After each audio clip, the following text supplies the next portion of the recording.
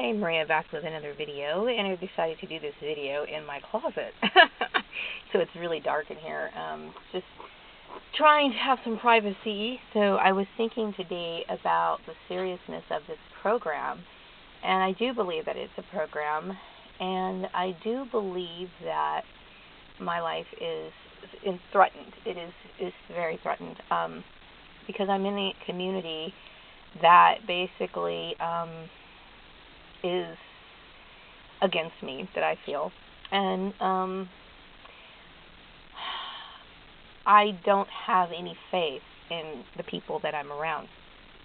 So I was thinking today about, how long this has been going on.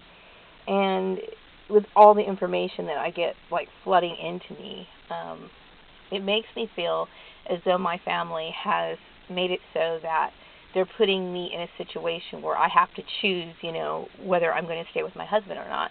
I don't have any desire to be with anyone else.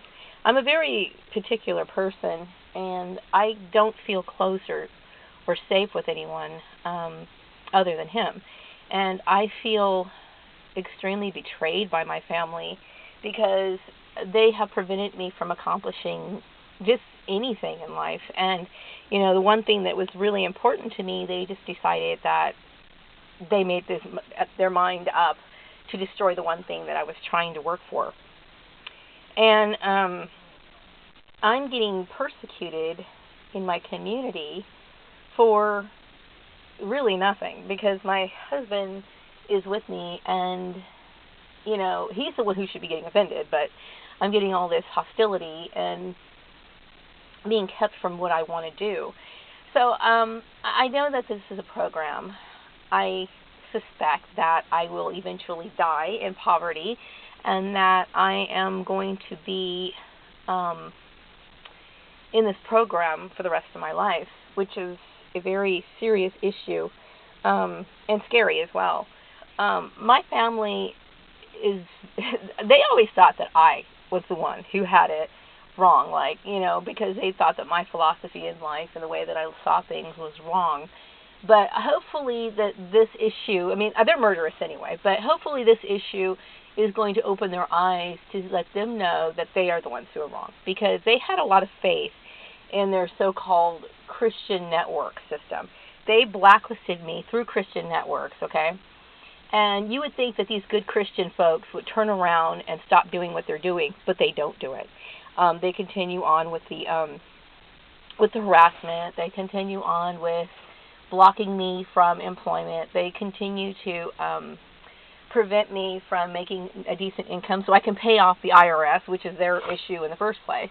Me being out of a job right now is very eye-opening, especially when I think of all the other people that I've worked for who, like I said, who had less education than me. And I bet you the person, my former boss, who had less education than me, is probably in a decent position and still working in accounting. And that's bullshit.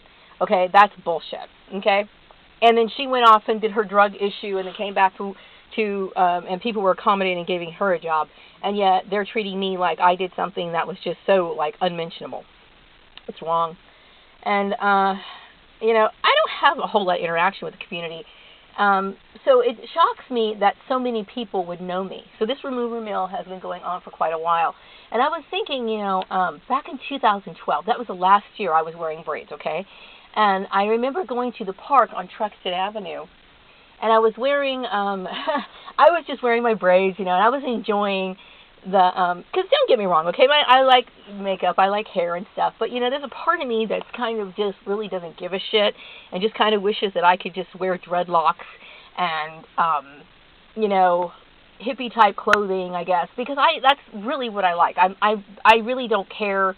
There's two people. I would prefer to, I don't really give a shit sometimes, okay, let's just put it that way. So anyway, I was at the park, and I was under a tree, and I was feeding these little squirrels, and it was like a bunch of them that year. This guy comes off the bike path, and I had never met this guy before in my life, okay? He comes up to me and said, you know what? You really got these people. These people don't have anything on you. You're going to get through this. You're going to get through this. Now, mind you, I was going through a lot of problems at my work, but I had no idea that this was a community form of harassment. I had no idea that I was even really put in the program. I knew I was dealing with workplace mobbing, but I did not realize that this was a community harassment. I had no idea, none, okay? But this guy was trying to tell me something, and now I'm starting to realize that this has been a part of a community conspiracy for a very, very long time that I was not even aware of. And all I did was lie to my husband about my race, and it was enough to throw me out and be and with no regard to who I am or what I have to do or my bills, or it doesn't matter how nice of a person I am. It doesn't matter, okay? But yet my former boss, who to me, if you weigh it out, and I'm not blaming her by any means, okay? But I'm using her as an example because to show the injustice, okay? That's the reason why I'm comparing that, okay? To be thrown out of my field at 45 years old is a terrifying thing, and to be put in a situation where I'm basically in a job right now where I'm dealing with harassment. I refuse to talk to the secretary. I refuse to talk to anybody at work because I feel as though them arranging the job for me is a form of harassment in the first place. So I'm just going to do my job and do the best I can, and I wonder how long is this shit going to go on, because I'm just about had it. Now, ideally, I would have loved to have left the city of Bakersfield. I would have loved to have done that, okay? But this has gone on pretty much throughout the state of California, and now it's spread throughout the United States. And the harassment really should end, okay? Because I didn't do anything, okay? I didn't do a darn thing, okay? Now, why? The only reason why I'm concerned about this is because my life is in jeopardy. And I'm going to basically die struggling to find find work, to find any sort of security. And I don't believe that any of these so-called Christians are just going to turn around and be accommodating. I believe that these people wear a mask, and the people who got involved in this, they wear a mask, and they are deceiving, and they are basically evil. That's the only thing that I've done, and I can't help but think that I'm going to die in this program. And I do believe that I'm going to die in this program. I try to be as positive as I possibly can, but I do believe that I'm going to die in this program, somehow, some way. And I don't believe that, I believe that my family, my brother particularly, I'm starting to think more about my brother, and I do believe that my brother is very sick in the head. I think he's got a lot of mental problems. And it shocks me that he could sit here and be on Facebook. He can be on Facebook and mingle with people knowing that he's got these murderous tendencies, and people are just going to accept that. Like, if they accept that, then what does that say about them? So when it comes to me dealing with people, I don't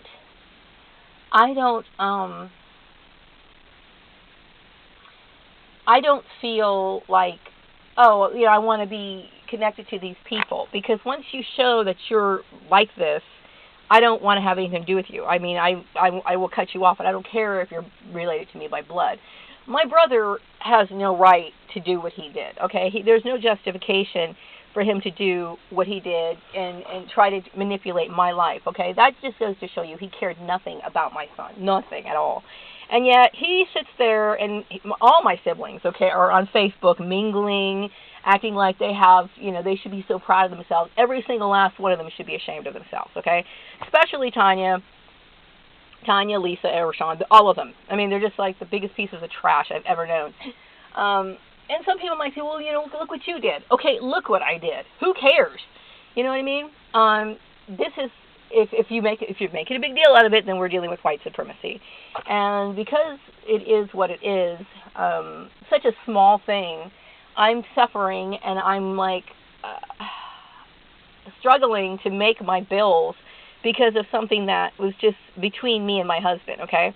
Now, I have done all I can. I mean, some people will say, well, you need to get out there and start looking for a job, okay? Like I said, all I can do is apply for jobs that are advertise. I can't do anything else, okay? I've done enough. And I will tell you that I've been emotionally and mentally drained. I don't know anybody in this town. There's a lot of businesses in this town that I'm not even aware of, okay? I don't know all the companies in this town.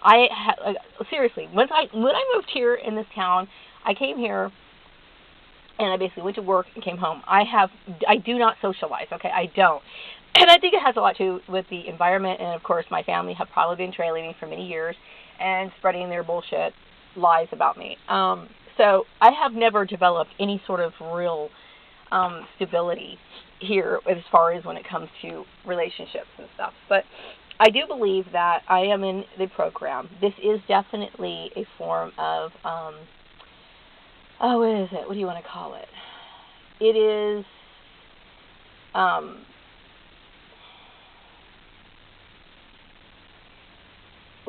genocide. It is definitely a form of genocide. And I do know that once you're in the program, you're pretty much always in the program. And that there's really nothing that I can do. I keep on thinking, am I ever going to go back to work and do things and have regular relationships, or I'm going to be stuck working in a piece of shit job dealing with this fucking racist bitch every day, you know? Because I honestly think that this is ridiculous. I don't know what to think about the town that I'm in. I mean, I've experienced racism here. I'm afraid to go outside of the town. I don't want to be baited anymore. I think what these people have done, especially because it was done under the guise of Christianity, I'm dealing with a lot of serious mental illness here. And I don't have any faith in the system. So when I get to work, sometimes I'm sitting there at my job, and I'm just thinking, what the hell, you know? Like, why would my family choose this job? And I have decided to, like I said, I'm cutting off everyone, including my mother, because she knew that this was important to me. She knew that I wanted to be a CPA. She knew that this was extremely important to me, yet she just sat there and let this shit happen. So I don't really have anything to say to my family. I believe that the Gordon family is the equivalent of evil and just absolute mental illness, okay? Only somebody mentally ill would have done what they did, okay? So my brother is mentally ill. I could tell you stories from childhood that prove that my brother's mentally ill, and yet he's sitting here on Facebook mingling and acting like he's normal when he's basically trying to kill off his sister. Okay, this dude is trash, okay, and it is fucking trash, and he's worthy of respect, okay. He's got all his fucking little friends, and everybody thinks he's great, and I have to say that I have no respect for the people who admire him, okay. This dude's sick in the fucking head. So, anyway, I am coming to realize that I will probably die in this program, and my family put me to death.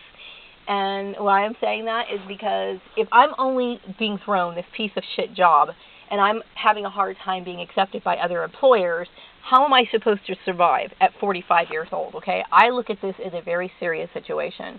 And I can't take it lightly. I just can't. You know, it's very... I take it seriously because